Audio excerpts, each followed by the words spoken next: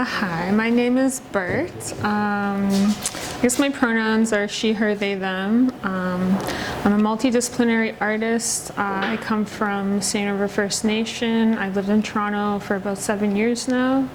The Weave and Men Collective is a group of 4 core members. We're all femi, non-binary, mixed indigeneity. We came together about 2 years ago. Sketch put a call out to build an outdoor garden installation space, and everything just kind of took off from there. We're currently hosting our own workshops. We have art shows, we did a sweat last weekend. A lot of what we do is very community-based work. It's for the community and for us. My name is Emily Kiwagishik. I'm from Saugeen First Nation. I'm mainly a painter, but I also do a lot of quill work. I do a lot of beading as well, some sculpture work, and I'm getting into installation. When Bert asked me to help her collective Weave and Mend to do the workshop, I was excited because I really like working together with other people. I like collaborating, ideas, and I think it's important to teach each other because there's not a lot of people that are willing to share what they know, but I'm very willing, and I think it's important that everybody kind of regains knowledge and to be able to help the collective to work with the materials that they might not have access to, and do new things that they probably haven't done before. So today in the workshop, I'm teaching everybody how to work with quills. So we're going to be looking at a couple different ways of working with them, so integrating them into beadwork, making quill artworks that will sit alone in a frame, and just teaching everyone how to work with quills so they can incorporate it into their own artwork. I feel like being together in a community environment allows the makers to connect on a different level, especially when everybody's trying to achieve the same goal in what they're making, or the overall sense of community that happens when people are making things together. Is important for cultural revitalization. I think workshops for Indigenous youth are very important, especially because a lot of youth don't know a lot about their culture and their history, and just everything that's happened with, since contact. A lot of cultural teachings and methods of making have been lost. So it's important to teach them things that they might not already know.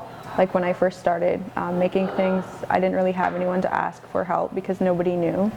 So I kind of want to be that person for the younger generations to ask for help, because I'm willing to share what I know. My name is Kaya Joan.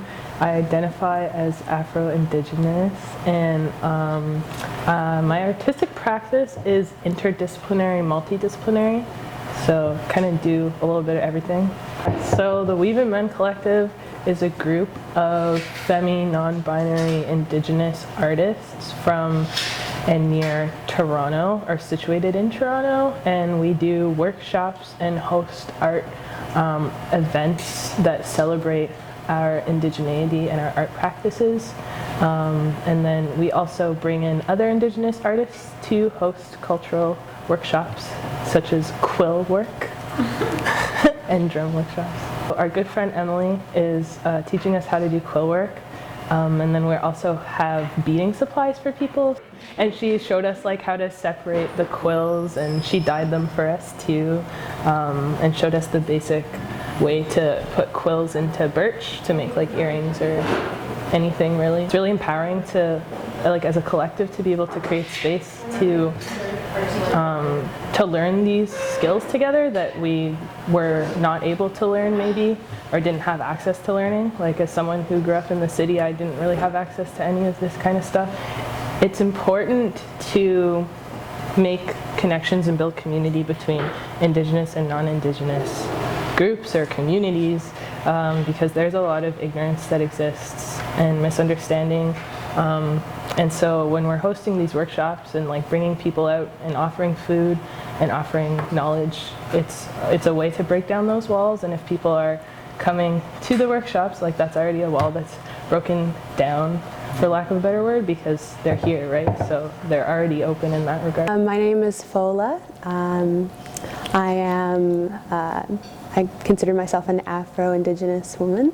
Well, I think workshops for Indigenous youth are important because it helps us connect with each other and to reconnect with our roots as well. I know for me, I was really maybe detached from the culture for most of my life because I didn't grow up with my mom, who's Ojibwe Métis. I was with my father. And I mean, as soon as I started participating in Indigenous programming, it opened up like a whole new world, and I felt like I found parts of me that I didn't know I had. I feel like it resonates a lot more with like my spirit and just like my soul.